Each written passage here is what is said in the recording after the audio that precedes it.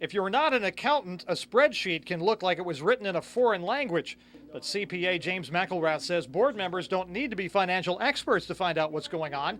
They just need to ask the head of their group the right questions. If it doesn't sound like a logical explanation, you don't necessarily have to be a financial guru or genius. If something doesn't sound right, maybe you need to look at it at a different level in more detail. Independent audits can help, McElrath says, but often the auditors don't see the books until 3 or 4 months after the end of the year. And by the time they find a problem, it's too late to do much about it.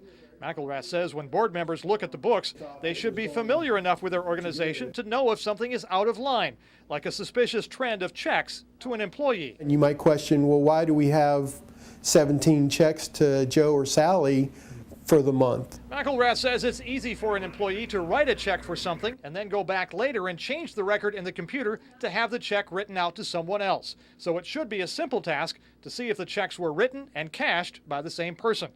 McElrath says board members need to really be on the lookout for fraud during bad economic times. If donations are going way down, but you don't really have an explanation, you might look and see, is everything that we're getting hitting the bank, or is it being diverted?